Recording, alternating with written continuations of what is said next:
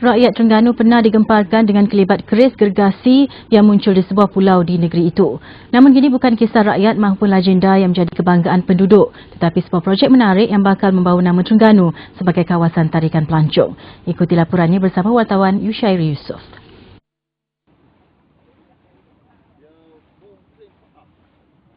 Atas usaha Yayasan Coral Malaysia, galeri dasar laut pertama di Asia dibina pada November 2006 di Pulau Bidong, Terengganu.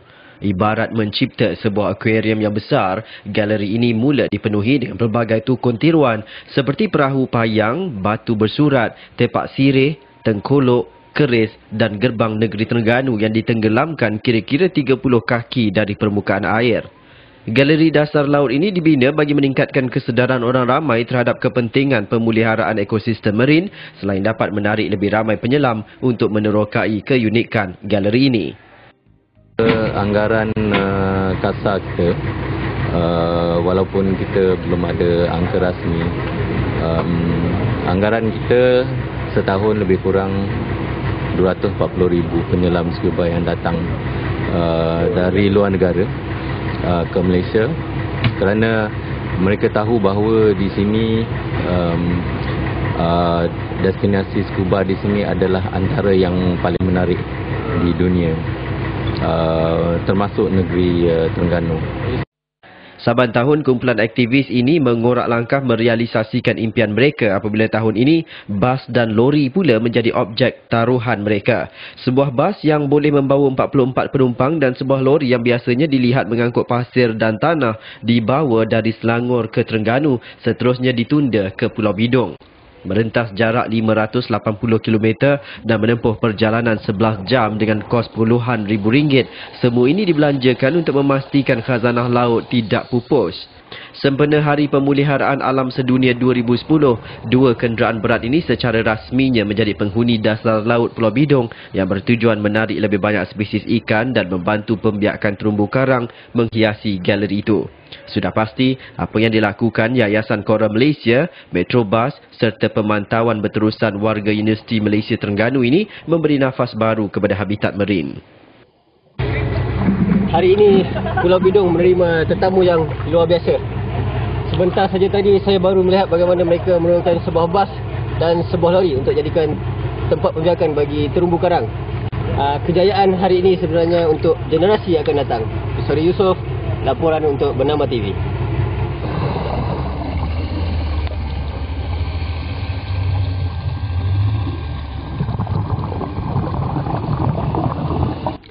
Pulau Bidong namanya tidak sepopular pulau-pulau yang lain di Terengganu. Namun yang uniknya, ia kaya dengan tinggalan sejarah pelarian perang dari Vietnam.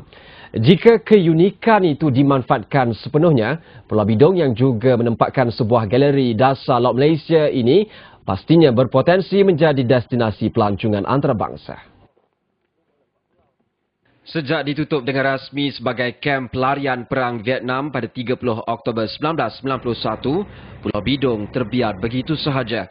Tugu peringatan, gereja, sekolah dan rumah sakit menjadi bukti tinggalan mereka sehingga pulau ini diberi julukan sebagai Mini Saigon, Little Saigon, Pulau Orang Hanyut dan Pulau Vietnam.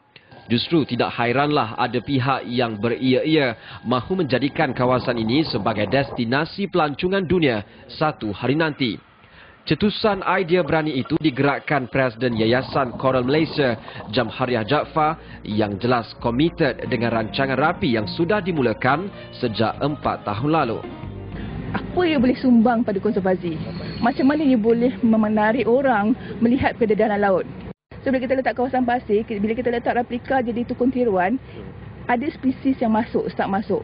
Macam kita letak rumah kayu bakau di depan Universiti Malaysia Terengganu tu, razorfish, nudie branch, dan selama ni kita tak pernah nampak, tiba-tiba datang. So kita jadikan dia satu kawasan rumah ikan sekarang. So benda yang sama kita harap benda ni akan berlaku. Ini lagi interesting. Ada orang cakap dumping erosion. But kalau kita tak cuba, kita tak tahu. Kan, at least kita try.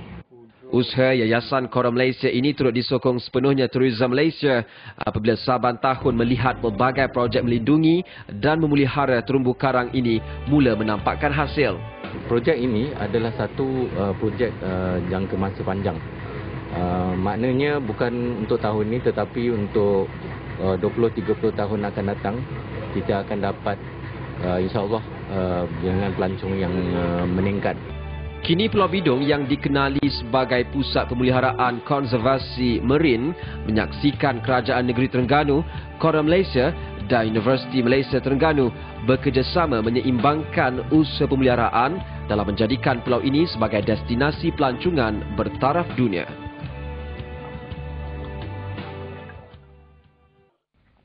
Pulau Bidong tidak dapat lari dari dikaitkan dengan pendatang haram Vietnam suatu ketika dulu. Namun, keindahan hidupan marinnya tidak diketahui ramai.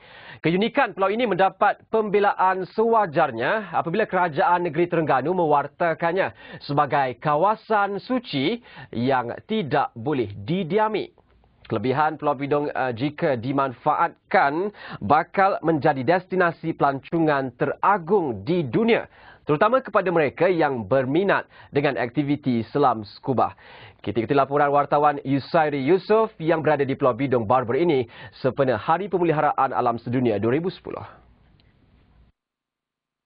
Jika diperhatikan dari udara, pulau ini kelihatan umpama seekor penyu besar yang terdampar dan jika diterokai sekelilingnya ada sejarah silam yang mewarnai kehebatan pulau ini. Pulau Bidong dikenali sebagai Pulau Vietnam sejak 35 tahun yang lalu. Dianggapkan kira-kira 400,000 orang rakyat Vietnam pernah menjejakkan kaki di pulau yang terletak di Terengganu ini. Kini kelibat mereka tiada lagi. Yang tinggal hanyalah binaan-binaan sepanjang mereka menetap di sini setelah ia ditutup sepenuhnya pada 1991. Tugu peringatan, gereja, sekolah dan rumah sakit menjadi bukti tinggalan mereka sehingga pulau ini diberi jolokan seperti Mini Saigon, Little Saigon, Pulau Orang Hanyut dan Pulau Vietnam. Justru tidak hairanlah ada pihak yang beria-ia mahu menjadikan kawasan ini sebagai destinasi pelancongan dunia satu hari nanti. Cetusan idea berani itu digerakkan Presiden Yayasan Kora Malaysia, Jamhariah Jaafar yang jelas komited dengan rancangan rapi yang sudah dimulakan sejak 4 tahun lalu. Apa yang boleh sumbang pada konservasi? Macam mana ia boleh menarik orang melihat kededanan laut? Bila kita letak replika jadi tukun tiruan, ada spesies yang masuk, start masuk. Macam kita letak rumah kayu bakau di depan Universiti Malaysia Terengganu tu. Razorfish, nudie branch, selama ni kita tak pernah nampak, tiba-tiba datang. So kita jadikan dia satu kawasan rumah ikan sekarang. So benda yang sama kita harap benda ni akan berlaku. Ini lagi interesting. Ada orang cakap dumping erosion. But kalau kita tak cuba, kita tak tahu. Kan, at least kita try. Usaha itu turut disokong sepenuhnya Tourism Malaysia apabila saban tahun melihat pelbagai projek melindungi dan memelihara terumbu karang ini mula menampakkan hasil. Projek ini adalah satu projek jangka masa panjang. Maknanya bukan untuk tahun ini tetapi untuk 20-30 tahun akan datang kita akan dapat insyaAllah dengan pelancong yang meningkat. Diharapkan segala yang dimulakan di pulau ini akan sentiasa dipelihara oleh kita semua, apatah lagi melihat keterujaan orang luar mengagumi khazanah sedia ada di Malaysia khususnya. I would say people take care of your garbage, don't throw everything everywhere because unfortunately this beautiful reef is full with waste, with cans, with plastic bags, with plastic bottles, so this is probably something to be aware of. And then, yeah, come to visit Bidong Island. It's a great place and I would like to share this experience which I've made with everybody out there. Baiklah saudara, sebelum ini nelayan Terengganu pernah gempar apabila melihat kelibat keris gergasi di sebuah pulau di sekitar Terengganu. Kini mereka mungkin semakin hairan jika memikirkan bagaimana sebuah bas dan sebuah lori boleh berada di tempat yang sama.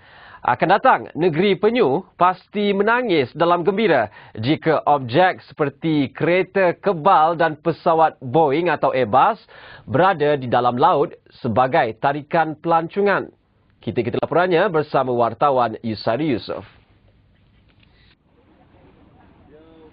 Semuanya atas usaha Yayasan Coral Malaysia yang sememangnya mempunyai idea tersendiri dalam mencorakkan aktiviti pemeliharaan terhadap hidupan marin terutamanya kelangsungan hidup terumbu karang.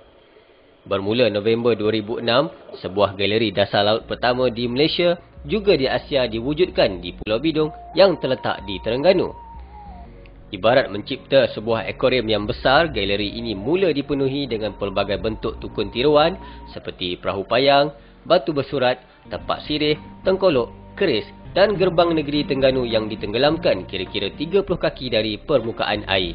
Saya sebenarnya sangat sukalah bila benda-benda ni timbul. Because sekarang ni bukan hanya coral yang dapat negeri Terengganu ni, kita ada artificial reef. Satu benda yang amat berlainan. Yang jarang terdapat. Selalunya kita terpaksa pergi tempat-tempat yang jauh, selalunya tempat-tempat tokong-tokong, kapal-kapal jatuh tu terlalu dalam. So tempat ni dalam 30 kaki saja.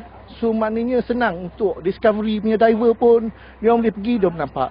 Even kalau snorkels tu dia orang pergi snorkeling, mungkin dari datu dia pun nampak juga. Anggaran kita setahun lebih kurang 240,000 penyelam scuba yang datang dari luar negara ke Malaysia, kerana mereka tahu bahawa di sini destinasi scuba di sini adalah antara yang paling menarik di dunia, termasuk negeri Terengganu. Saban tahun, kumpulan aktivis ini semakin mengorak langkah dalam merealisasikan impian mereka apabila tahun ini, bas dan lori pula menjadi objek taruhan mereka. Sebuah bas yang boleh membawa 44 orang penumpang dan sebuah lori yang biasanya dilihat mengangkut pasir dan tanah dibawa dari Selangor ke Terengganu seterusnya ditunda ke Pulau Bidong. Merentasi jarak 580 km, menempuh perjalanan 11 jam dengan kos puluhan ribu ringgit, semua ini dikorbankan untuk memastikan khazanah laut kita tidak pupus. Bersempena Hari Pemeliharaan Alam Sedunia 2010, dua kenderaan berat ini secara rasminya menjadi penghuni dasar laut pulau ini yang bertujuan untuk menarik lebih banyak spesies ikan dan membantu pembiakan terumbu karang seterusnya menghiasi galeri ini pada masa akan datang. Sudah pasti apa yang dilakukan Yayasan Coral Malaysia dan apa yang disumbangkan pihak Metrobus serta pemantauan berterusan warga Universiti Malaysia Terengganu UMT ini memberi nafas baru kepada habitat marin. Hari ini Pulau Bidong menerima tetamu yang luar biasa. Sebentar saja tadi saya baru melihat bagaimana mereka menurunkan sebuah bas dan sebuah lori untuk jadikan tempat pembiakan terumbu karang. Kejayaan hari ini adalah untuk generasi akan datang. Mr. Yusof fokus hari ini.